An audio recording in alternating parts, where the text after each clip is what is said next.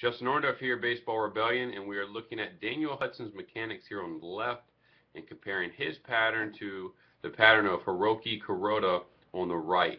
And I'm using Kuroda because he really resembles a lot of the components that we teach here at Baseball Rebellion of a healthy and efficient delivery pattern. So what we're going to start here is I have both pitchers synced up to where they break their hands.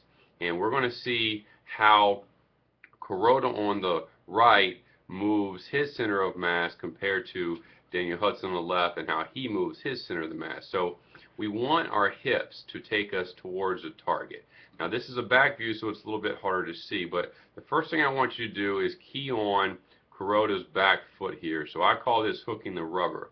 So if you'll notice, as he starts moving towards home plate, you can see how his knee and his ankle shift towards home plate, because we can see his back heel starts moving up off the rubber and towards home plate.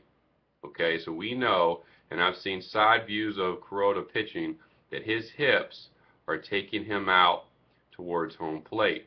So he's pushing out his lower half, and when this happens, his spine angle goes backwards. Okay, so if we go back over here to Hudson and we do the same exact thing, a lot of his weight goes downwards first, okay, back into the mound. His arms continue to break, and already here at this frame, his foot is in front of his hip. Okay, so he hasn't really gone in terms of moving his center of his mass forward really at all. All right, and where this matters is Hudson's mechanics become flawed as soon as he breaks his hands, because he doesn't have a lot of his weight in the center of his mass moving forward, and this further leads to his biggest issue, which is this really long arm swing here that gets behind his back.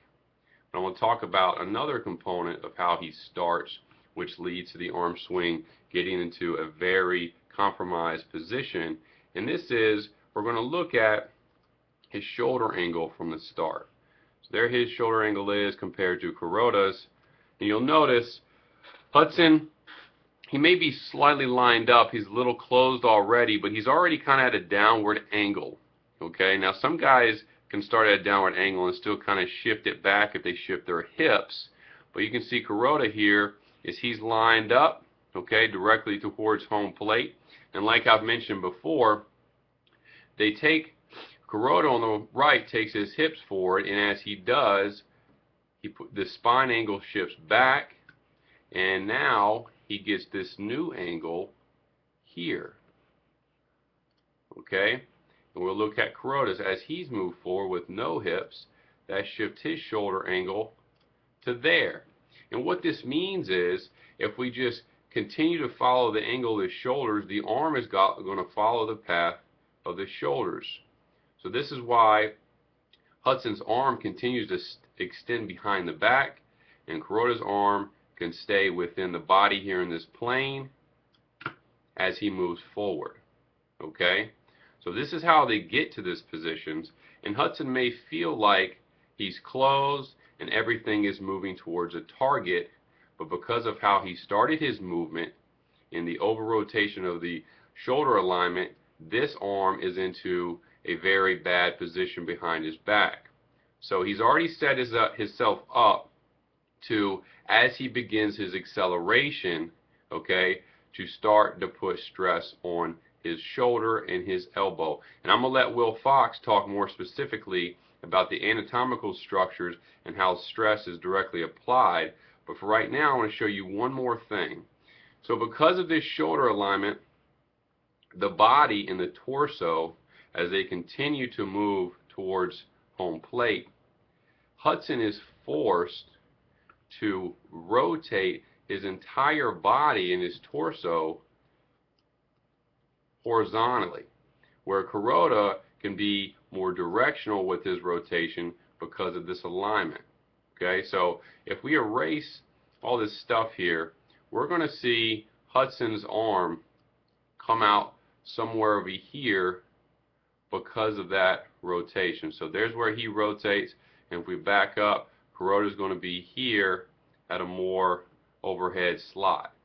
Now, the biggest thing I want you to take note of here is the position of the arm right before foot strike. So these guys are pretty lined up, and what you'll notice here is this is the more supported position right before foot strike, where Hudson's position is here, where his hand has extended well above his shoulder, which causes the arm to lengthen, the muscles to lengthen.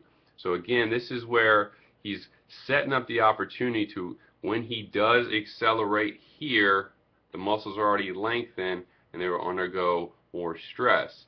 Now, if we go to the same position, notice what Kuroda's arm does in relationship to his hip. So watch his hip here and watch how his arm reacts. So you can see as his hip is opening up, the arm lays back and goes with the body, and it relaxes back into the midline of his back here. If we go back to that same position with Hudson, you don't see much relaxing forward. It's more of a pull forward, because we can see his front elbow, or excuse me, his front shoulder and his chest have to pull out of the way, and this hand and really his entire arm has to get pulled through the zone, and where he achieves his maximal external rotation is here, right behind the elbow joint. Here's Kuroda's behind the midline, and then they get into acceleration.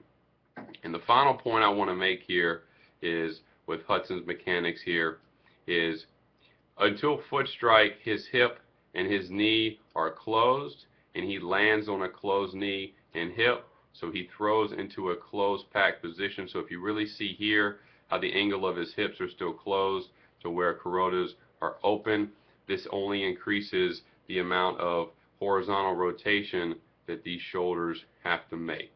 Okay, so if you look below, Will Fox, our MAT specialist and our biomechanical expert, is going to explain further how this directly leads to more stress on the shoulder. Thanks for listening. This is Justin Orenduff with Baseball Rebellion.